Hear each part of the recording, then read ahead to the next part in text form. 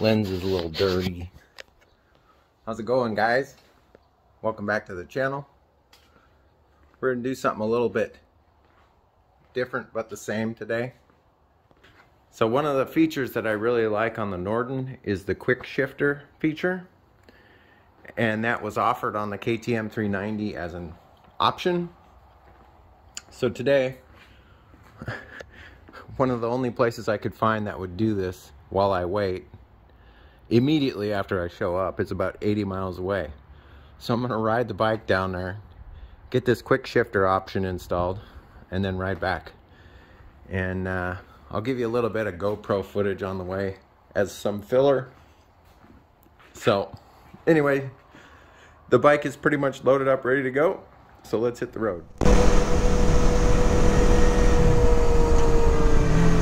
I really like this GV Airflow windscreen. It is pretty nice to have. Most of the problems that you guys complain about your head getting bobbled around and stuff like that are gone with this thing, so that's kind of nice. This using the clutch business is highly overrated, so we've got to go get that fixed. Stay tuned. Can you guys guess where we're at?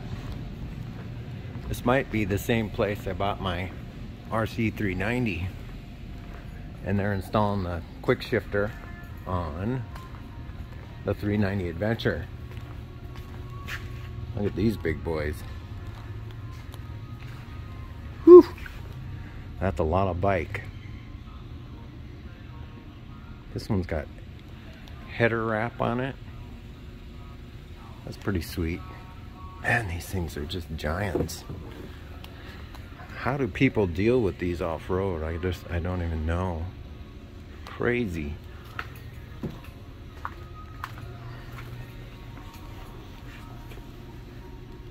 God, that's a big bike. Well, here we go. That took them a whole 20 minutes. Kind of makes me wonder if it was already programmed. I don't think it was, but I checked the menu and there's no option on there to turn it on or off. I thought there would be an option on there, but I guess there isn't. So we'll try it out here and see if it actually works.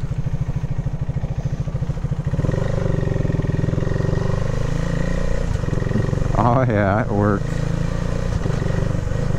Sweet. Yep.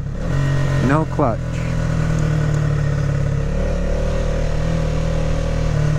That's a relief.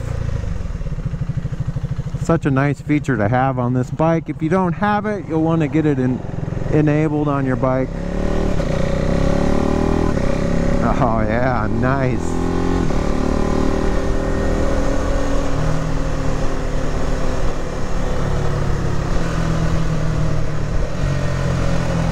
Like butter.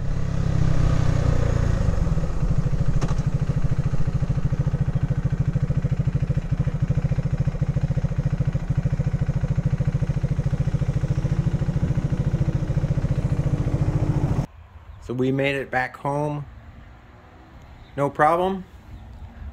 Once again, I really like this GV Airflow screen. I had it at the lowest setting, and on the freeway for me, it was just fine. One thing that I did change when I got home was I got rid of this DNA airbox lid cover, because on the freeway it is deafening. My ears were just ringing when I got home, so I put the stock lid back on. It doesn't affect the power, it's more of a sound thing. I've got one more thing in store for you guys in this video. So many of you, well, almost all of you, complain about your hands tingling and going numb on these bikes. There's a couple of reasons for that. If you're not relaxed and you've got a death grip on the grips, then that is going to create quite a bit of stress in your arms and the rest of your body. The one thing I notice is if I'm in a situation on the bike where, like, let's say the wind's pushing me around quite a bit and I'm nervous and freaking out, I will grab these grips harder and then my hands will go numb. The other thing that causes that is the vibration from these little thumper motors. There's quite a bit of vibration that's transmitted through the grips. So we're going to try to eliminate that vibration. The other thing is that for my hands, these grips seem like they're a bit too small on both of my bikes. It feels like I should have like a larger diameter. And so I bought a couple pairs of these. I've never tried these before. I may hate them. You guys might have them already and you love them or hate them or whatever the case may be, but we're going to give these a shot. Now, the instructions on the back show you to just use soapy water and push them on. I don't know if that's going to work or not, so we've got an alternate backup. I saw a video of a guy using an air compressor to get them to slide right on. We're going to try one or the other. I'm not sure. But yeah, let's get these installed and then we'll go from there.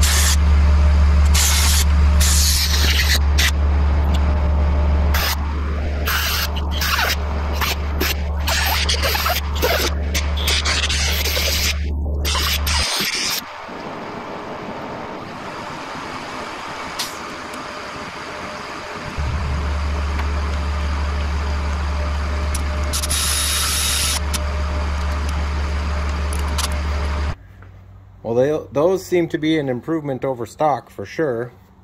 I had to do a little bit of trimming on this one because the throttle was rubbing against the Barkbuster handguard. But yeah, it feels more size appropriate now. I guess that would be the correct way of saying it. And if you're wondering how I got those on, I use a 32mm socket at the end, and then just an air compressor or an LMTV truck with a little piece of hose, and then you just kind of make a seal with your hand, and they just slide right on. If I don't like them, I'll let you guys know. I'm probably gonna do the same thing on the Norden, because the Norden seems to have grips that are even smaller for whatever reason. So, but I think that's probably gonna be it for this episode, guys. If you like this episode, give me a thumbs up. If you're not subscribed yet, we'd love to have you as a subscriber. You're gonna want to stay tuned. I got quite a few more episodes coming up for the Norden. Oh, I almost forgot. You guys probably want to know how much that Quickshifter cost. So, let me grab the receipt here.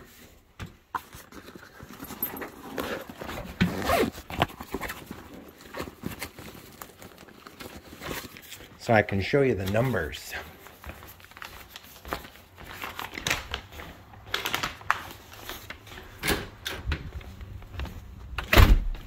Now, like I said, when I was at the dealership there. It took them about 20 minutes. Kid you not. So there you go, 2022 Adventure Quickshift install. Total was $309.49. So the parts were like $235, and then the labor was $75. So there you go. Other than that, I hope you guys are staying safe, taking care of each other, and as always, I will catch you next time. See you later. Bye-bye.